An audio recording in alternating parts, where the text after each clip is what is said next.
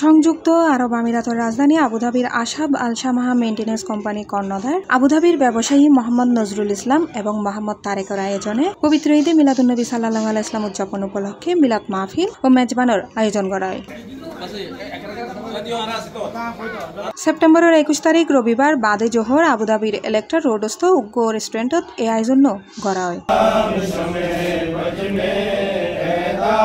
And উপস্থিত আছিল আবুধাবির ব্যবসায়ী হালিমা রাজা ফাউন্ডেশনের চেয়ারম্যান আলহাজ উসমান আলী, গাউসিয়া কমিটি বাংলাদেশ আবুধাবি শাখার সভাপতি আসলাম উদ্দিন হাশেম, ব্যবসায়ী ও কমিউনিটি ব্যক্তি আলহাজ মাহবুবুল আলম, কমিউনিটি ব্যক্তিত্ব নেসারুল হক, সৈয়দ লুৎফুর রহমান, মুফাসেল হোসেন, মাস্টার শাহ আলম, আমির খসরু, প্রকৌশলী মোহাম্মদ আলী, শাকওয়াত হোসেন বকুল, ইয়াকুব আলী, নাসির উদ্দিন, মুজাম্মেল হোসেন, নাসির উদ্দিন লিটন, আমানুল্লাহ চৌধুরী, খুরশেদ তালুকদার, রবিউল হোসেন তালুকদার, নজরুল ইসলাম।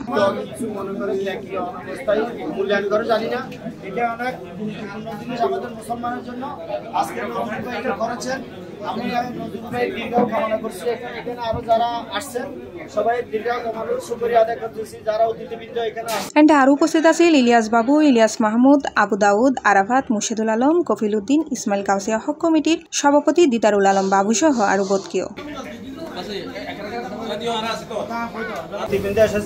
সবাইকে জানাই আমার থেকে আলহামদুলিল্লাহ, আমার ব্যাকরণের অভিনন্দন, ধন্যবাদ। কমিটির পক্ষ থেকে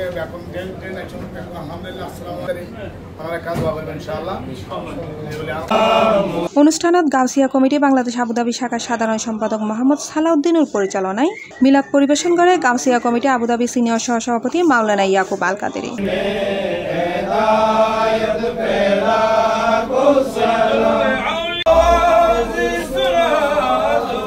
মিলাদ কিয়াম শেষে দোয়া মোনাজাতের মাধ্যমে মুসলিম উম্মার সার্বিক কল্যাণ কামনা করে মাওলানা রহমতুল্লাহ আল কাদেরি। অনুষ্ঠানত আবুধাবির ব্যবসায়ী ব্যক্তিবর্গ ও বিভিন্ন শ্রেণী পেশার প্রবাসীগণ উপস্থিত আছেন।